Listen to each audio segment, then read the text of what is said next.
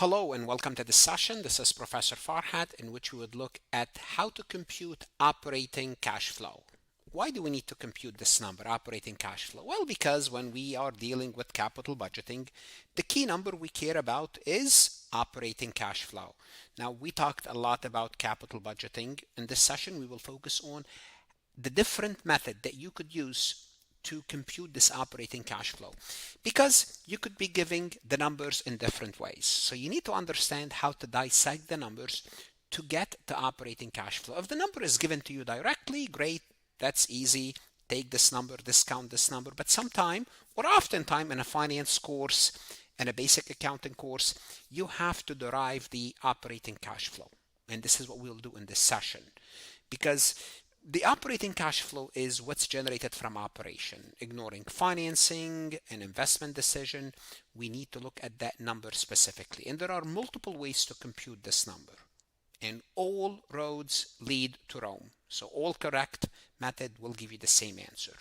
In this session, we'll look at the top-down approach formula, the bottom-up approach, the tax shield approach.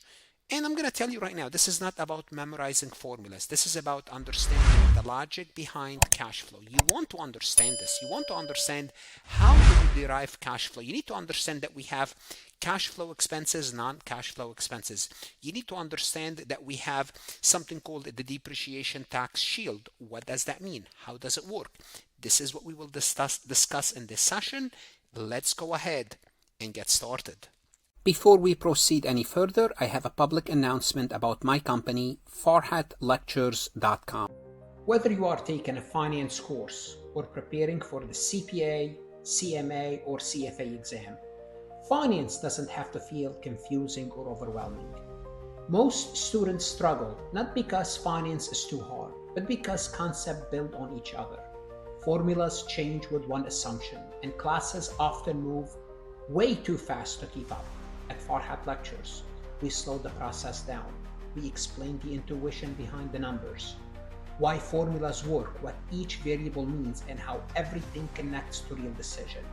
When the logic becomes clear, finance becomes simple and manageable. You stop memorizing and you start truly understanding. Ready for finance to finally click? Start your free trial at farhatlectures.com. To start this, the best way to illustrate is to work through an example. Okay, let's assume we have a company, sales of 2,000, cash operating cost is 900, depreciation of 500, the tax rate is 25%. So the first thing I am going to compute is my accounting earnings before taxes, which is what? Which is my sales minus my cost to operate the business, happens to be cash cost, minus my depreciation. So if I take 2,000 minus 900 minus 500, this is my earnings before taxes. What's left? I have to pay my taxes. So my taxes are 25%. My EBIT times my tax rate of 25%. I have to pay to the government $150. Now we can deduct the taxes, what we pay to Uncle Sam or to the government, $150, to come up to $450, and this is earnings or net income. Now we have net income, but what we want is the operating cash flow. So this is basically, in a sense, I looked at an income statement, and this is the data. First we computed earnings before taxes, then I computed the taxes, then I computed net income earnings. Now we're going to work backward, not necessarily backward, work three different methods to compute operating cash flow.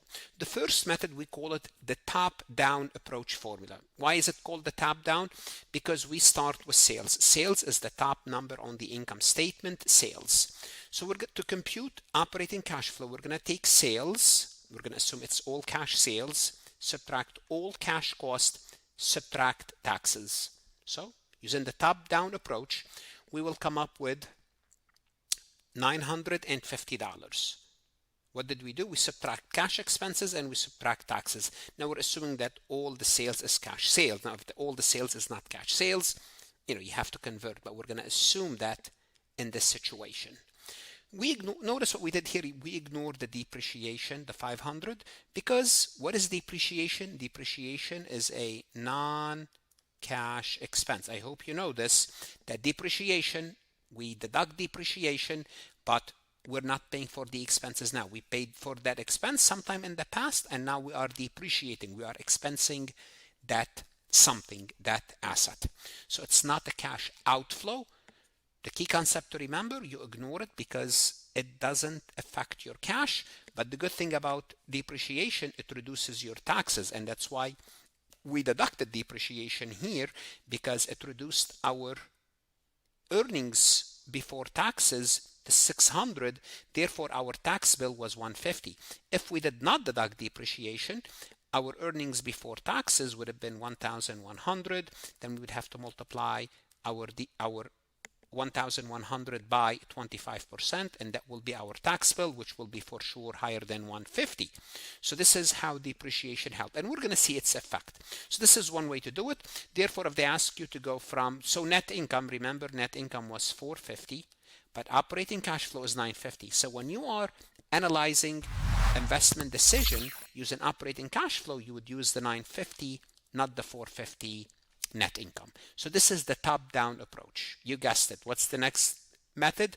The bottom-up approach. The bottom-up approach is starting from the bottom. And remember, what was the bottom? Net income. Remember, we computed net income to be 450. Great. Now what are we going to do? Simply put, we're going to look at net income and add back any non-cash expenses. In our situation, we only have one. That's depreciation. So net income from depreciation equal to 950. Now, I just want you to know something. This is I'm going to put it in like capital letters. This is a finance course. If you're looking at this recording, if you're an accounting student, if you're taking an accounting course, this is not the right course for you. This is a finance course. Why am I emphasizing this? Because in accounting, there is more adjustments that you have to make. But for finance, we would assume that net income from plus depreciation is good enough for us to simplify things. Okay? Just FYI. Just FYI. So notice operating cash flow is 950. We started from the bottom and we added back depreciation. Why did we add back depreciation? Because depreciation reduced net income, but it did not reduce our cash flow. So the key concept is subtract to compute income, add back to compute cash, because it's not a cash outflow. It's not a cash outflow. So this is the bottom up. Net income plus depreciation.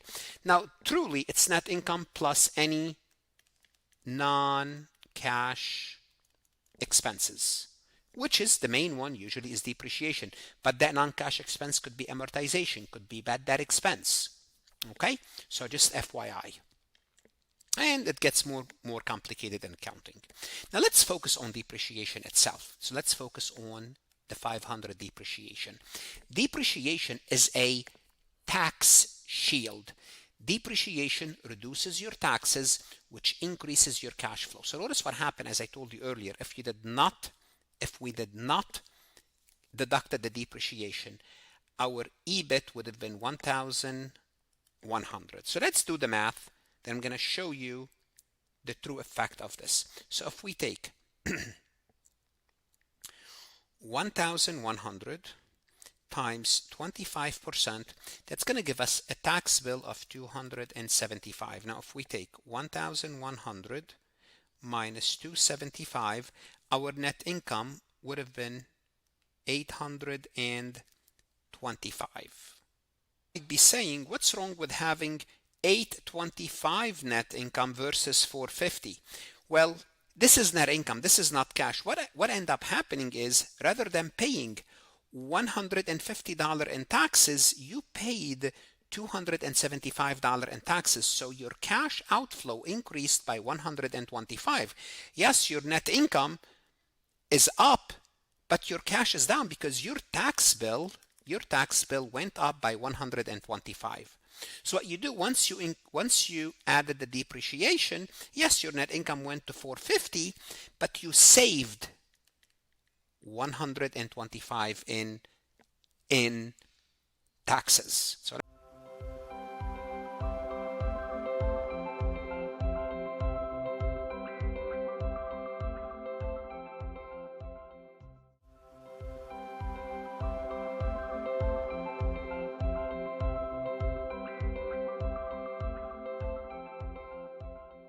Let's talk about how depreciation helps. I just showed you, but let me show you the formula first.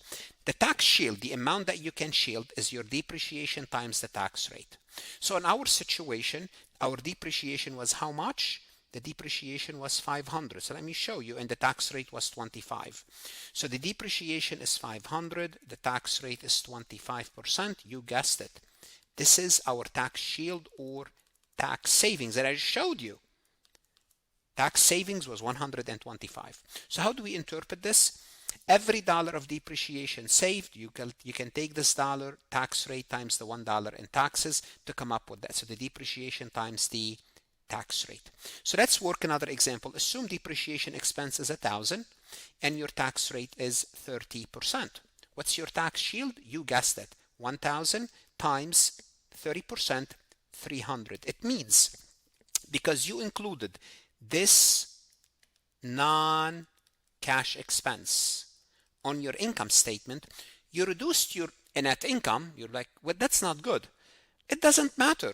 I saved myself $300 on my taxes because I included that depreciation. So the depreciation here worked as a shield in the sense that it saved me on my taxes.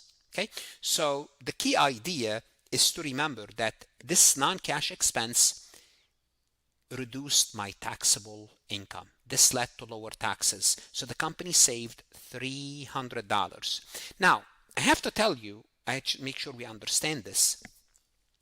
Depreciation expense reduced your taxable income and saved you $300. Any expense also reduce your taxable income. So let's assume it's not a depreciation expense, it's some other expense, it's salary expense, or yes, or supplies or salary. It doesn't matter what expense.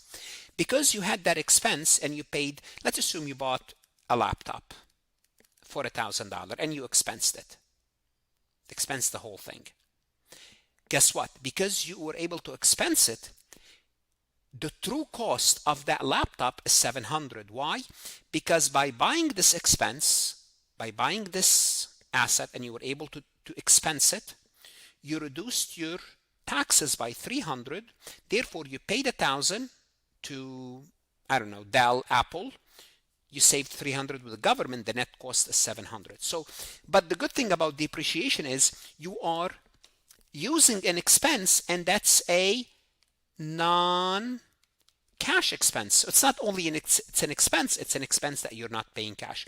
And the higher your tax rate, the higher is your savings. So if your tax rate is 35%, you saved $350.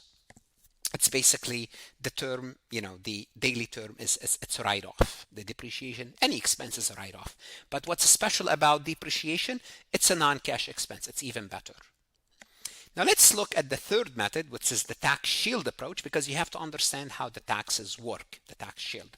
So using the third method, you will take your sales, because we looked at the first two methods, now the third, sales minus cash cost times 1 minus the tax rate. You have to pay your bill, then you add your tax shield, which is your depreciation times the taxes. So let's take a look at our computation.